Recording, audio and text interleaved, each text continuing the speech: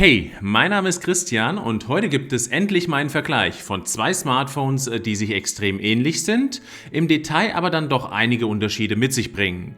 Mit dem Find X3 Pro hat Oppo ein richtig gutes Paket geschnürt, aber auch der Konkurrent, nämlich das OnePlus 9 Pro, hat richtig viel auf dem Kasten und möchte vor allem mit einem deutlich günstigeren Preis die Kunden zu sich ziehen. Auch in diesem Video möchte ich euch zeigen, wo beide Geräte ihre Stärken besitzen, welche Kamera in welchen Bereichen vorne liegt und was mir an den einzelnen Modellen besonders gut gefallen hat. Wenn ihr auch in Zukunft solche Vergleiche sehen möchtet, dann abonniert auch gerne meinen Kanal. Los geht's! Auch wenn es beim Design viel um persönlichen Geschmack geht, so möchte ich mich bereits hier für das Find X3 Pro aussprechen. Während die Geräte von vorne noch sehr ähnlich aussehen, ein vollflächiges Display besitzen und das Glas zum Gehäuserand leicht gebogen wurde, erkennt man auf der Rückseite deutliche Unterschiede. Das Kameramodul des OnePlus 9 Pro sieht sehr gewöhnlich aus, so wie man es schon aus vergangenen Jahren kennt, während Oppo das Modul in einem leicht geschwungenen 3D-artigen Design integriert hat. Das sieht meiner Meinung nach deutlich eleganter aus. Bei den Gehäuseabmessungen sind sich beide Geräte in Höhe, Breite und Gewicht recht ähnlich, lediglich die Dicke ist mit 0,5 mm beim 9 Pro etwas höher. Das mag zwar sehr wenig klingen, hält man beide Geräte Side by Side in den Händen, fällt dieser Unterschied doch auf. Das 9er liegt satter, etwas griffiger in der Hand, das X3 Pro hingegen wirkt eher wie ein Handschmeichler. Da kommt dem Oppo-Smartphone auch die matte Glasrückseite zugute, denn die fühlt sich nicht nur sehr samtig an, sondern zieht auch deutlich weniger Fingerabdrücke an. Die Rückseite des OnePlus-Gerätes ist hingegen glänzend, mit einem schönen Nebelverlauf versehen und ist der Fingerabdruckmagnet schlechthin. Beide Smartphones vereint dann wieder ein hervorragender optischer Fingerabdrucksensor, der in beiden Fällen gleich gut und schnell entsperrt. Das ist wirklich auf beiden Geräten top-notch. Ebenfalls hervorragend sind dann auch die Lautsprecher, die mit zu den Top 10 im Smartphone-Bereich gehören und perfekt für Multimedia-Streaming und Musik geeignet sind. Toll finde ich bei OnePlus, dass die Lautstärke in 30, bei Oppo hingegen nur in 16 Stufen geregelt werden kann.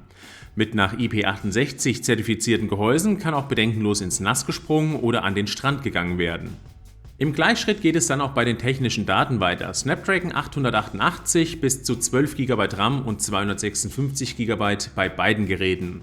Bei OnePlus gibt es auch eine Version mit 8 GB RAM, aber ehrlich, im Alltag werdet ihr diesen Unterschied nicht missen.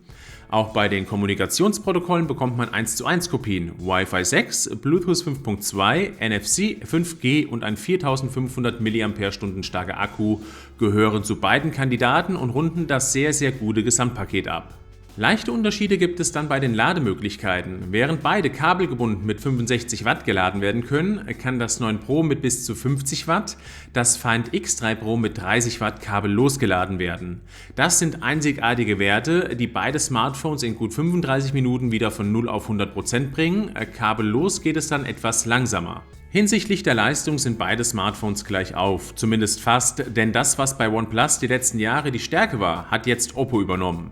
Durch eine etwas bessere Performance im In-App-Scrolling hat das X3 Pro die Nase vorn. Aktuell wird das OnePlus noch zu stark ausgebremst, obwohl es eigentlich schneller könnte. Ich denke, das wird sich aber auch mit den nächsten Updates und da ist OnePlus recht fix am Start behoben haben. Beim Akku hingegen kam ich mit dem OnePlus immer länger über die Runden. Während ich abends bei Oppo meist nur um die 20% im Akku hatte, waren es bei OnePlus ein paar Prozentpunkte mehr, was sich auch bei meinem YouTube-Test widerspiegelt. Hier kam ich mit dem Find X3 Pro auf 10,5 Stunden, das OnePlus 9 Pro auf 14,2 Stunden. Bei den Displays stehen beide Smartphones auf Augenhöhe mit exakt den gleichen Daten. 6,7 Zoll QHD Plus Auflösung, sprich 3216 x 1440 Bildpunkte, AMOLED-Panel, 10-Bit Farbtiefe und eine maximale Bildwiederholrate von 120 Hz. Always-On-Display, Augenkomfort-Modus und Modi zur Verbesserung der Videoqualität gehören auch dazu. Beide Smartphones bringen eine sehr gute Helligkeit, Farbdarstellung und Bildgebung mit sich. Bei OnePlus finde ich die Blickwinkelstabilität und Helligkeit sogar noch etwas stärker und würde aufgrund dessen diesem Smartphone mit einem ganz leichten Vorsprung den Sieg zusprechen. Entsprechende Unterschiede sind aber auch nur dann feststellbar, wenn beide Smartphones direkt verglichen werden können. Bei den Kameras bieten beide Hersteller hervorragende Setups, die jedoch etwas unterschiedlich aufgestellt sind. Bei Oppo gibt es für Weit- und Ultraweitwinkel 50 Megapixel. Die Hauptkamera ist optisch stabilisiert und kann Videos in 4K 60 fps aufnehmen. Die Telekamera besitzt 13 Megapixel, zudem gibt es eine 3 Megapixel Mikroskopkamera. Beim 9 Pro gibt es eine 48 Megapixel Hauptkamera, optische Stabilisierung und die Möglichkeit 4K und 120 FPS aufzunehmen, zudem eine Ultraweitwinkelkamera mit 50 Megapixel und damit identisch zum Find X3 Pro, eine 2 Megapixel Makrokamera und 8 Megapixel Telekamera. Im Bereich der Hauptkameras finde ich die Farbgebung und den Dynamikumfang bei OnePlus etwas stärker. Bei Oppo ist die Farbgebung etwas natürlicher und mehr dem, was das Auge sieht. Das kann Geschmackssache sein, ich persönlich fand die Bilder des OnePlus etwas schöner. Bei Nachtaufnahmen hingegen sehe ich Oppo vorne. Insgesamt gefällt mir die Stimmung besser, Details zum Beispiel an Straßenlampen sind auf 100% besser erfassbar und OnePlus wirkt zu hell, etwas zu künstlich. Gleiches gilt hier aber auch für die Ultraweitwinkelkamera, da auch Strukturen hier bei Oppo besser zu sehen sind. Bei der Frontkamera fand ich beide auf Augenhöhe, zwar nicht so stark wie ein S21 Ultra, aber mit guten Ergebnissen bei normaler und auch Porträtfotografie. In Sachen Video hat mir OnePlus aufgrund der Stabilisierung, der etwas besseren Farben und Dynamik besser gefallen. 4K 120 FPS kann man außen vor lassen, da bei Bewegtbild einfach zu viele Verwacklungen auftreten.